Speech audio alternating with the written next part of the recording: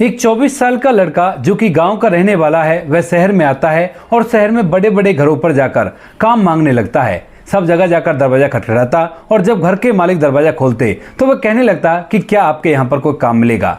लेकिन सभी लोग ज्यादातर मना कर देते हैं, क्योंकि बिना जान पहचान के वो भला कैसे इसे रख सकते थे, और वो भी इस तरह से आकर काम मांग रहा था। ये बड़ा ही अजीब लग रहा था। इसके बाद वह घूमते घूमते एक और घर पर चला जाता है और उस घर के अंदर एक सुनीता नाम की महिला रहा करती है। अब जैसे ये जाकर दरवाजा खटखटाता है और उस महिला से पूछता है कि क्या आपके यहाँ पर मुझे काम मिलेगा, मुझे काम की बहुत ज्यादा जरूरत है। तो उसके बाद सुनीता एकटक उसकी तरफ देखती रहती है और उसके बाद उससे हामी भर लेती है। अब यहाँ पर इस लड़के को काम तो मिल गया था, लेकिन जब ये इस काम को छोड़कर अपने गांव वापस लौटता है तो उसके बाद ये महिला होती है, ये उसका हाथ पकड़ लेती है और कहती है कि तुम मत जाओ, यहाँ पर मैं कैसे रहूंगी तुम्हारे बिना। कौन थी ये महिला और किस वजह से इससे ऐसा कह रही थी, पूरी सच्चाई के बारे में जानने के लिए वीडियो को अंत तक जरूर देखें। हैदराबाद के पास ही के गांव के अंदर एक परिवार रहा करता है। परिवार के अंदर माता पिता और उनके 2 बच्चे हैं। बड़ा लड़का है जिसका नाम सुनील है और एक छोटी लड़की है जिसका नाम नीलम है। अब सुनील और नीलम दोनों भाई बहनों में बड़ा ही प्यार था और यहाँ पर जो माता पिता होते हैं वे भी बच्चों की अच्छी तरह से परवरिश कर रहे थे। पिता के पास थोड़ी बहुत पुश्तैनी जमीन होती है और उसी जमीन के दम पर ये अपने बच्चों को पाल पोस कर बड़ा कर रहे थे। लेकिन जैसे सुनील की 11वीं क्लास कंप्लीट होती है और वह 12वीं क्लास में एडमिशन लेने वाला होता है, तो उसी दौरान पिता को अचानक से एक बीमारी हो जाती है और इस बीमारी का इलाज करवाने के चक्कर में यहाँ पर जो सुनील होता है वह काफी ज्यादा परेशान होने लगता है। हालांकि वो अभी कितना बड़ा नहीं है, लेकिन उसके बावजूद उसे पता है कि अगर पिताजी इस दुनिया को छोड़कर चले गए तो उसके बाद उनका जीवन बहुत ही बेकार हो जाएगा। यही सोचकर जो सुनील होता है वह सोचने लगता है कि ठीक है, कोई बात नहीं, चाहे जो भी हो, मुझे अपने पिता का इलाज कराना है। और इसी बात को सोचकर जो सुनील होता है अपना सब कुछ दांव पर लगा देता है।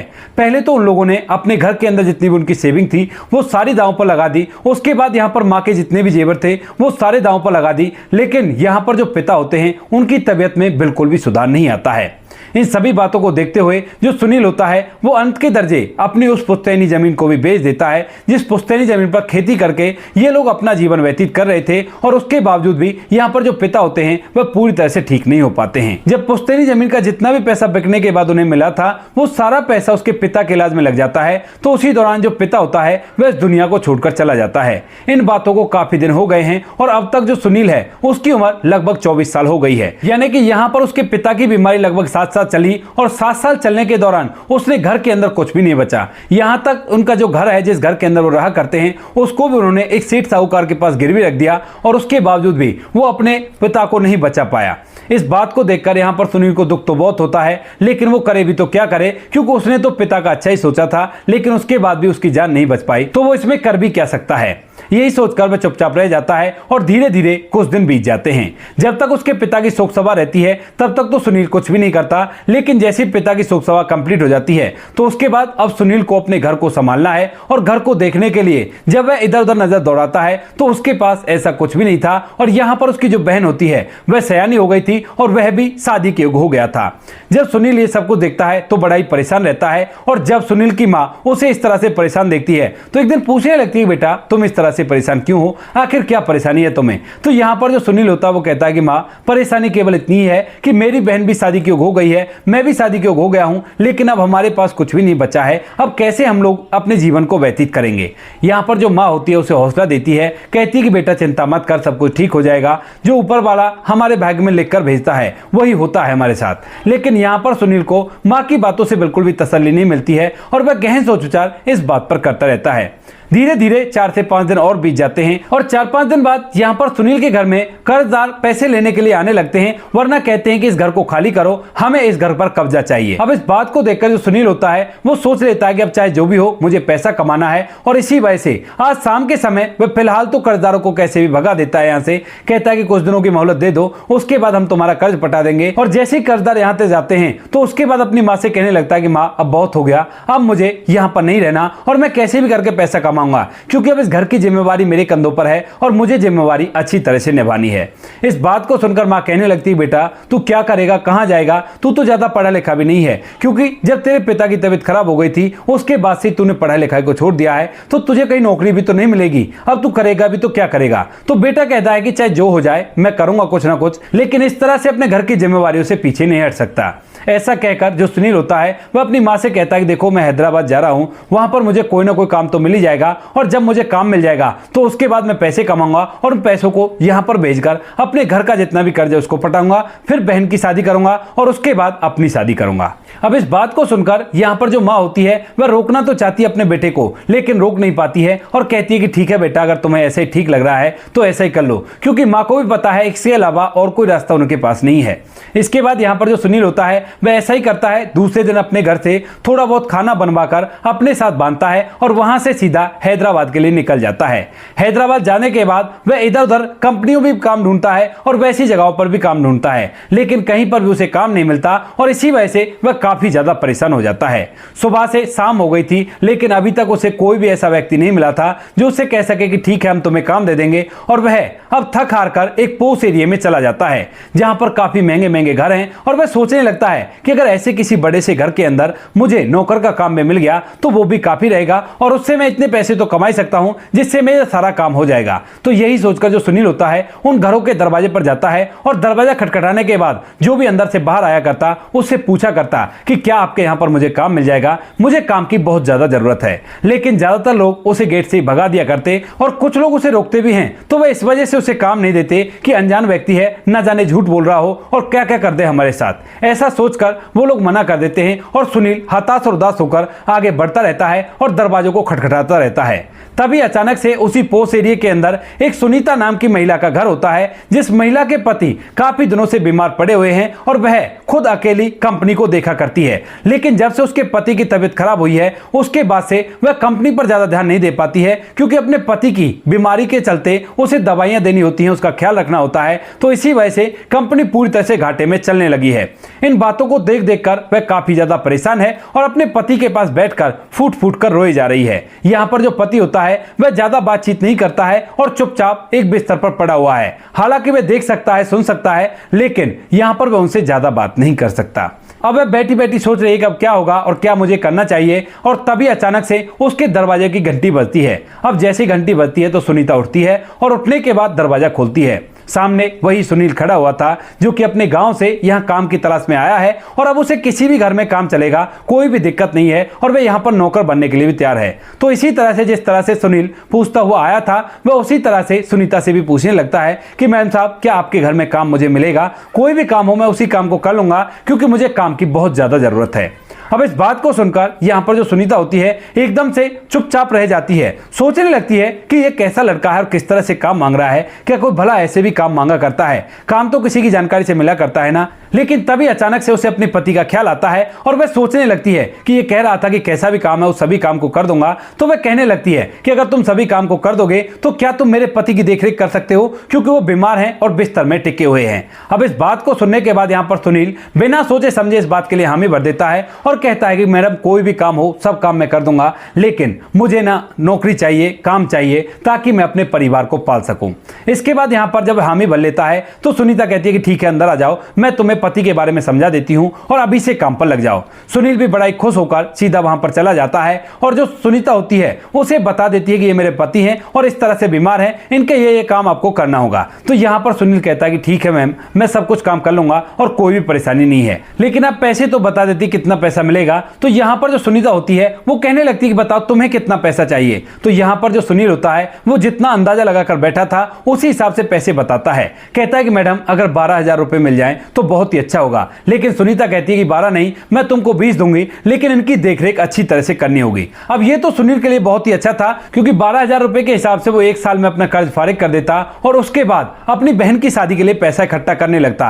अब यहाँ पर जब उसे 20,000 रुपए मिलेंगे तो उसका कर्ज और भी जल्दी फारिग हो जाएगा और वह कहता है कि ठीक है मैडम, मैं इनका अच्छे से ख्याल रखूंगा। उसके बाद जो सुनील होता है यहीं पर रहने लगता है, क्योंकि मैडम ने उसे सर्वेंट क्वार्टर दे दिया था और यहीं पर रहकर उसके पति की दिन रात एक करके सेवा करने लगता है। यहाँ पर जब वह महिला जिसका नाम सुनीता होता है वह इसको सेवा करते हुए देखती है तो बड़ी खुश होती है और सोचने लगती है कि अब तो मेरे पति जल्दी से ठीक हो जाएंगे और कोई भी कैसी भी परेशानी नहीं है। सुनीता अब अपने पति को सुनील के भरोसे छोड़कर वहां से सीधा अपनी कंपनी को देखरेख करने के लिए चली जाती है और वहां से जब वापस लौटती है तो उसे सब कुछ अच्छी अच्छी तरह से मिलता है और ऊपर से सुनीता ने घर के अंदर कैमरे भी लगवा रखे थे। तो स्टार्टिंग में वह सुनील पर अच्छी खासी गौर देती है कि कहीं ये किसी काम में लापरवाही तो नहीं कर रहा, लेकिन सुनील एक इंसानियत के नाते उसका इतने अच्छे से ख्याल रखता है जितना शायद सुनीता खुद से भी ख्याल उसका नहीं रख पाती थी। अब इस बात को देखकर वह पूरी तरह से निश्चिंत हो जाती है और अब अपने जीवन को इसी तरह से जीने लगती है।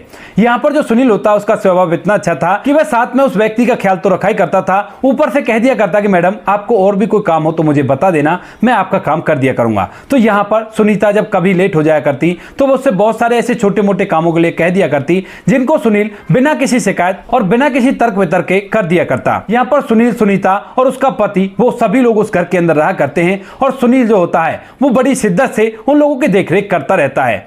धीरे धीरे इन बातों को लगभग 6 महीने बीत जाते हैं और 6 महीने तक सुनील ने एक बार भी शिकायत का मौका सुनीता को नहीं दिया था। 6 महीने के अंदर सुनीता को भी सुनील की आदत सी पड़ गई थी, क्योंकि सुनील पूरे घर में अच्छी तरह से रहा करता और यहाँ पर जब सुनीता अपने पति के हालत को देखकर उदास हुआ करती तो उन्हें हंसाने के लिए छोटी मोटी ऐसी वैसी बातें भी कर दिया करता था, जिससे सुनीता जो होती है उसे सुनील बड़ा ही अच्छा लगने लगता है। लेकिन तभी यहाँ पर जो सुनीता का पति होता है उसकी तबीयत और भी ज्यादा खराब होने लगती है और तबीयत खराब होने के चलते वो एक दिन इस दुनिया को छोड़कर चले जाते हैं। जिस दिन यहाँ पर सुनीता के पति इस दुनिया को छोड़कर जाते हैं तो सुनीता को इस बात का बड़ा ही दुख होता है, क्योंकि यहाँ पर सुनीता अपने पति से प्यार किया करती थी और उसने काफी ज्यादा मेहनत की थी अपने पति को पहले जैसा करने के लिए, लेकिन कोई भी दवाई उन्हें फायदा नहीं कर रही थी। इसके बाद जब वो इस दुनिया को छोड़कर चले जाते हैं तो यहाँ पर जो सुनील होता है वह सुनीता को संभालता है और यहाँ पर उनके रिश्तेदार भी आ जाते हैं। जब रिश्तेदार आ जाते हैं, शोक सभा मनाई जाती है, तो सुनील घर के अंदर सभी जिम्मेवारियों को अपने कंधों पर उठाता है और यहाँ पर उस शोक सभा को कंप्लीट करवाता है। लेकिन जैसे शोक सभा कंप्लीट होती है, सभी लोग अपने अपने घर को जाने लगते हैं, तो सुनील भी सोचने लगता है कि जिस काम के लिए इन्होंने मुझे रखा था वो काम तो अब खत्म ही हो गया, तो अब मैं यहाँ पर क्या करता हूँ, मैं भी अपना सामान पैक करता हूँ और मैं भी चला जाता हूँ। शोक सभा के लगभग 3 से 4 दिन बाद अचानक से जो सुनील होता है वह अपने सारे सामान को पैक करता है और पैक करने के बाद वहां से जाने लगता है। अब जैसे ही यहाँ पर सुनीता सुनील को जाता हुआ देखती है तो एकदम से उसका हाथ पकड़ लेती है और कहती है कि सुनील तुम कहां जा रहे हो, तुम मत जाओ यहां से, क्योंकि तुम्हारे बिना मैं इस घर में नहीं रह सकती। अब इस बात को सुनकर सुनील हैरान हो जाता है और कहने लगता है कि मैम साहब, जिस काम के लिए आपने मुझे रखा था वो काम तो खत्म ही हो गया है और अब मैं यहाँ पर क्या करूंगा। तो उसके बाद यहाँ पर जो मैडम होती है वो कहती है कि कोई बात नहीं, तुम्हें जितनी सैलरी मिल रही थी उतनी सैलरी मिलती रहेगी और तुम यहीं पर रहो, क्योंकि तुम्हारे बिना तो ये घर मुझे काटने को दौड़ेगा। कम से कम तुम कुछ दिन तो यहाँ पर रहो ताकि मेरा यहाँ पर मन लग जाए, उसके बाद तुम भले ही चले जाना। इस बात को सुनकर सुनील रुकने के लिए तैयार हो जाता है और यहाँ पर इसी घर के अंदर रहने लगता है। लेकिन जब अब उसका पति घर के अंदर नहीं है तो यहाँ पर इन दोनों के बीच में अनजानी सी नजदीकियां बढ़ने लगती हैं और ये नजदीकियां कुछ ज्यादा ही बढ़ जाती हैं। यहाँ पर काम करने के दौरान जो सुनीता होती है वह सुनील से पूछने लगती है कि तुम्हारा काम मांगने का तरीका काफी ज्यादा वियर्ड था और तुम इस तरह से काम क्यों मांग रहे थे। तो यहाँ पर जो सुनील होता है वह अपने घर की पूरी कंडीशन बता देता है और कहता है कि इस तरह से मेरे ऊपर कर्जा है और मुझे मेरी बहन की शादी भी करनी है। तो यहाँ पर जो सुनीता होती है वह अपने पास से उसे कर्जा पटाने के लिए पैसे तो दे ही देती है और कहती है कि चिंता मत करो, मैं तुम्हारी बहन की शादी भी करा दूंगी और उसकी जिम्मेवारी मुझ पर छोड़ो, लेकिन तुम्हें यहीं पर रहना होगा। इसके बाद सुनील भी हामी भरता है और जब उसका घर का कर्ज बच जाता है तो उसके बाद वह अपनी बहन के लिए लड़का ढूंढने लगता है। दिन में वह निकल जाया करता, लेकिन शाम के समय यहीं पर आकर लेटा करता और यहीं पर आराम किया करता। धीरे धीरे जब सुनीता के पति को इस दुनिया से जाए हुए लगभग 8 महीने बीत जाते हैं तो उसी दौरान यहाँ पर जो सुनील होता है एक दिन अपनी बहन के लिए लड़का ढूंढने के लिए काफी दूर चला जाता है और वहां से रात के समय वापस नहीं लौट पाता है। अब जैसे सुनील वापस नहीं लौटता है तो सुनीता घर के अंदर रह जाती है और वह बार बार सुनील के पास फोन करती है, लेकिन सुनील जब अपनी मजबूरी बता देता है तो उसके बाद भी वह चुपचाप रह जाती है। लेकिन जैसे लड़का देखने के बाद वह दूसरे दिन वहां पर आता है तो उसके बाद सुनीता एकदम से उसे गले से लगा लेती है और कहने लगती है कि तुम कहां चले गए थे, तुम्हारे बिना यह घर मुझे काटने को दौड़ता है और तुम्हारे बिना बिल्कुल भी इस घर के अंदर मेरा मन नहीं लगता।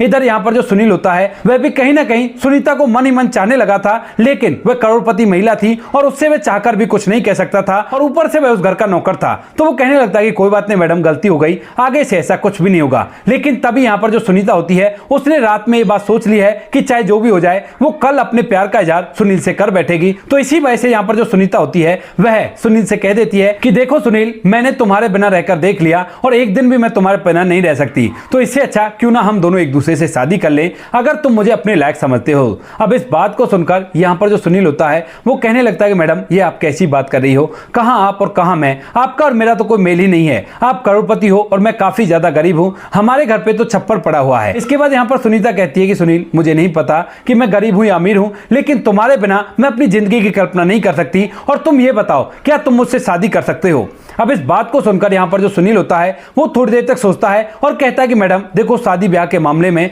मेरी माँ की चलेगी। अगर मेरी माँ इस बात के लिए हामी भरती है तो उसके बाद मैं आपको बता सकता हूँ। इस बात को सुनकर यहाँ पर जो सुनीता होती है वो कहने लगती है कि ठीक है, तो तुम अभी के अभी अपनी माँ को फोन करो और उन्हें बताओ। तो यहाँ पर सुनील ऐसा ही करता है और यहाँ पर जब माँ को ये बात पता चलती है तो वो भी इस बात के लिए मना नहीं कर पाती, क्योंकि यहाँ पर सुनील ने सुनीता की अच्छाई के बारे में उसे सब कुछ बता दिया था और उसे पता था कि वह उसकी बहन की शादी करवाने के लिए बोल रही है और उसमें सारे पैसे खुद से खर्च करेगी। इसके बाद जब यहाँ पर उसकी माँ हामी भर लेती है तो वह कहता है कि ठीक है मैडम, शादी तो हम कर लेंगे, लेकिन उससे पहले मुझे अपनी बहन की शादी करनी है और बहन की शादी करने के बाद ही अपनी शादी के बारे में सोचूंगा। तो सुनीता कहती है कि कोई बात नहीं, इससे मुझे कोई प्रॉब्लम नहीं है, तुम अपनी बहन की शादी कर लो और शादी होने के बाद ही हमारी शादी होगी। इसके बाद अब दोनों एक ही घर के अंदर रहने लगते हैं और धीरे धीरे यहाँ पर सुनील भी अपने प्यार का इजहार कर देता है जो उसके मन के अंदर पहले से भरा पड़ा था। यहाँ पर उसकी बहन की शादी भी धूमधाम और रीति रिवाज के साथ हो जाती है और उसके बाद सुनीता और सुनील दोनों भी एक दूसरे से शादी कर लेते हैं।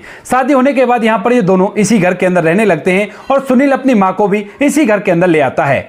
सुनील की जो पत्नी सुनीता होती है वह उसे अपनी ही कंपनी में एक बहुत बड़ी पोस्ट पर नौकरी दे देती है और दोनों मिलकर उस नौकरी को संभालने लगते हैं, क्योंकि यहाँ पर सुनील भले ही इतना पढ़ा लिखा नहीं है लेकिन उसको जिम्मेवारियों को संभालना आता है और इसी वजह से वह उसे अपनी कंपनी में नौकरी लगा लेती है। फिलहाल के समय में वो लोग खुशियों के साथ जीवन व्यतीत कर रहे हैं और सुनील और सुनीता का एक लड़का भी हो चुका है। माँ घर के अंदर बच्चे का ध्यान रखा करती है और दोनों पति पत्नी कंपनी जाकर अच्छे से काम किया करते हैं। तो दोस्तों ये थी आज की कहानी। आपको जैसी भी लगी कमेंट सेक्शन में बता देना। वीडियो अगर अच्छी लगे तो वीडियो को लाइक और चैनल को सब्सक्राइब जरूर करें ताकि हमें थोड़ा सा हौसला मिल सके आप लोगों के लिए ऐसी अच्छे वीडियो बनाने के लिए। इन कहानियों को सुनाने का उद्देश्य किसी को परेशान करना बिल्कुल भी नहीं है। ये कहानी आपको इसलिए सुनाई जाती है ताकि आप लोग इन कहानियों में से कुछ ना कुछ सीख सको और अपने जीवन में उस चीज को अप्लाई कर सको। मिलते हैं किसी नेक्स्ट वीडियो में नए टॉपिक के साथ। तब तक के लिए जय हिंद, जय भारत, जय हिंदुस्तान।